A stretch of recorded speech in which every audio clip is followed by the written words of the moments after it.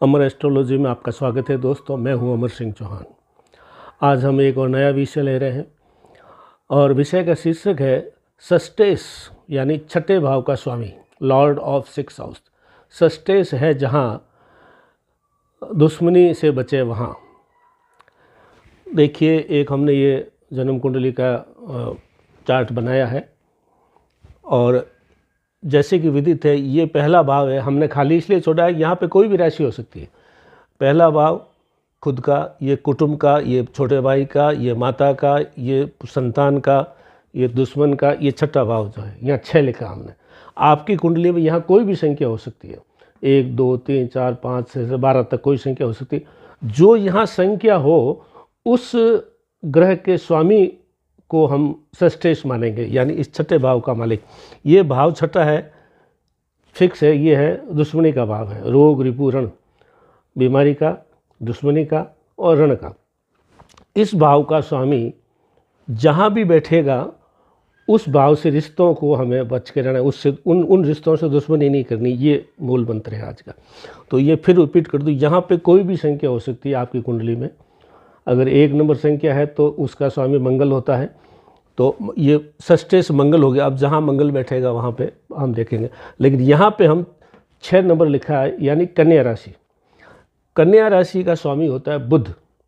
अब बुध यहाँ 12 भावों में से जहाँ जाके बैठेगा उस भाव से संबंधी जो रिश्ता है, कुंडली में जो ज्योतिष में रिश्ते बताए हुए भाव के अनुसार, उस रिश्ते से दुश्मनी नहीं करनी।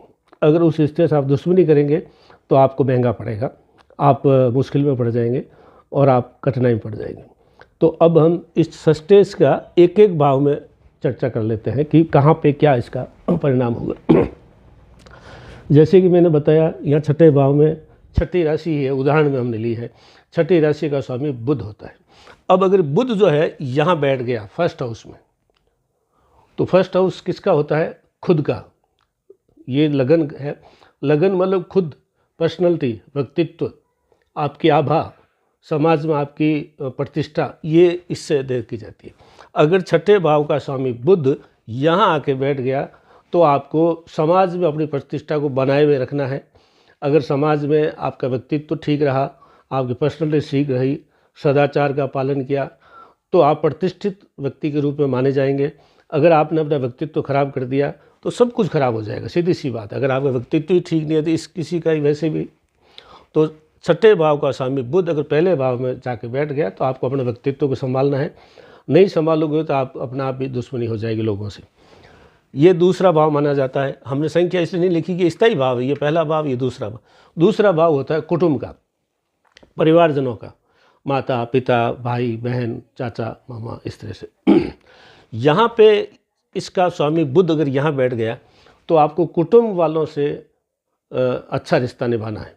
आपका बड़ा भाई है, छोटा भाई है, या मान लो रिश्तेदार है, जो भी निकटतम जो परिवार होता है, कुटुंब जो होता है, एक बड़ी फैमिली, उससे किसी रिश्तेदार से आपको पंगा मोल नहीं लेना है, किसी से झगड़ा नहीं करना है, अन्यथा आप नुकसान में रहेंगे। इस छठे भाव का स्वामी बुध अगर इस तीसरे भाव में जाकर बैठ गया तो तीसरा भाव किसका है? छोटे भाई बहनों का। तो आपको छोटे भाई बहनों के साथ में प्रेम और स्नेह से रहना है, उनको कष्ट नहीं देना है, उनको परेशान नहीं करना है। अगर आपने यहाँ पे बुध आ गया, अगर छोटे भाई बहनों से बिगाड़ ली तो आपका नुकसान होगा, उनका नहीं होगा। ये छठे भाव का स्वामी बुध अगर यहाँ बैठ गया चौथे भाव में, ये चौथा भाव किसका है? सुख भाव और माता का भाव। अगर यहाँ पे माता से रिश्ता आपने ख़राब कर दिया, अपनी माँ से, अपनी मदर से, तो आप जो है माँ से तो रिश्ता खराब होगा ही होगा। तो आप मान के चलिए कि अगर आपकी माता ही आपसे खुश नहीं है तो क्या होगा। ये छठे भाव का स्वामी बुध यहाँ बैठ गया पाँचवें भाव में, ये संतान का भाव है, शिक्षा का भाव है। अगर आप अपने संतान के साथ में भी आपने रिश्ता अच्छे से नहीं निभाया तो आप देख लीजिए कि अगर बच्चों से रिश्ता ठीक नहीं है तो बच्चे भी आपके साथ में ऐसा ही व्यवहार करेंगे, तो आप कष्ट में आ जाएंगे। छठे भाव का स्वामी छठे में ही बैठ गया यहाँ पे, तो खुद के घर में बैठने से कम नुकसान होता है। लेकिन ये जो घर है रोग का है, बीमारियों का है, रण मतलब रिपु मतलब दुश्मन का है, और रण मतलब लौन का है। तो यहाँ बैठ के आपको कोई रोग या दुश्मनी किसी से हो गई, या कोर्ट कचहरी हो गया, उसको ज़्यादा बढ़ावा नहीं देना, निपटाने की कोशिश करना, वरना आपको कष्ट हो जाएगा। ये घर सातवां घर कहलाता है जो विवाह का है और पार्टनर का है। बिजनेस में कोई पार्टनर है, शादी भी एक पार्टनरशिप है। तो यहाँ पे आपकी पत्नी है या आपका कोई पार्टनर है, उससे आपको अनावश्यक पंगा मोल नहीं लेना है, उस समझदारी से इस रिश्ते को निभाना है। जितना रिश्ते को समझदारी से निभाएंगे उतना ही आपका वैवाहिक जीवन भी अच्छा चलेगा और पार्टनरशिप भी अच्छी चलेगी। ये घर 8वां घर है, ये गूढ़ रहस्यों का घर है, गुप्त रहस्यों का घर है, वैसे आयु का घर है। तो यहाँ पे आपको वाहन चलाने में करने में जो है रोड पे कहीं पे आने जाने में दुर्घटनाएं से बचना है, वरना आप यहाँ पे सावधानी नहीं रखेंगे तो आपको नुकसान होगा। छठे भाव का स्वामी जो बुध है, अगर ये भाग्य भाव में बैठ जाता है तो ये भाग्य भाव है और धर्म और आध्यात्मिकता का भाव है। तो अगर आप धर्म और आध्यात्मिकता नहीं दिखाएंगे, अगर पापाचार करेंगे, कदाचार करेंगे या कुछ ऐसा काम करेंगे तो आपका भाग्य जो खराब हो जाएगा और भाग्य में आने वाले दिनों में जो चीज़ें मिलनी है उसका भी कष्ट मिलेगा। छठे भाव का स्वामी बुध अगर 10वें घर में जाके बैठ गया, 10वां घर पिता का है, नौकरी का है, आपके बॉस है उनका है, आपके मालिक का है, आपसे जो सीनियर है उनका है। तो आप अपने पिता से न तोड़ें, अपने बॉस से, आप सीनियर से जिसके अंडर में आप काम करते हैं वहाँ पे जो है अच्छे से निभाएं, वरना आपकी नौकरी को खतरा हो सकता है। पिता से तोड़ेंगे तो भी आपको जो है कुछ न कुछ पितृदोष लग सकता है, कष्ट होगा। छठे भाव का स्वामी यहाँ पे बैठता है, ये लाभ भाव है। लाभ भाव में एक विशेषता है कि अच्छा या बुरा कोई भी ग्रह बैठो अच्छा फल देता है, लेकिन गलत तरीके से आप यहाँ पे धन कमाने की कोशिश करेंगे, लाभ प्राप्त करने की कोशिश करेंगे तो आपको कहीं न कहीं फंस सकते हैं रिश्वतखोरी में या जो है लेन देन में कहीं न कहीं आपको नुकसान हो सकता है। छठे घर का स्वामी बुध जो है यहाँ आके बैठ गया, ये खर्चे का घर है, व्यय का घर है, एक्सपेंडिचर का घर है, विदेश का घर है। तो यहाँ पे विदेश में भी अगर आप जाते हैं तो वहाँ सावधानी से जाएं, अच्छे से कागज़ वगैरह देख करके, पासपोर्ट, वीज़ा, ये चीज़ें सब अच्छे से चेक कर लें और खर्चे पे नियंत्रण रखें, वरना आपका दिवाला निकल सकता है।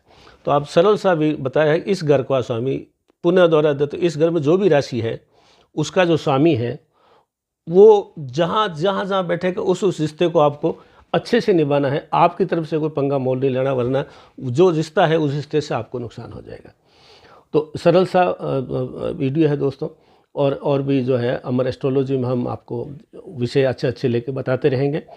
फिर भी आप अपने जन्म कुंडली के बारे में कुछ पूछना चाहें तो हमारे से किसी विद्वान ज्योतिष से संपर्क करके आप कर सकते हैं। अमर एस्ट्रोलॉजी को लाइक करें, सब्सक्राइब करें, मित्रों दोस्तों को भी इससे जोड़ने की कोशिश करें। धन्यवाद।